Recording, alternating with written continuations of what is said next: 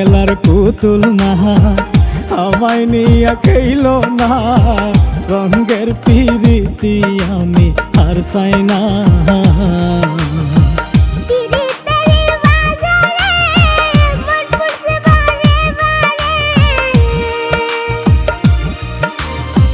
পিরিতের বাজারে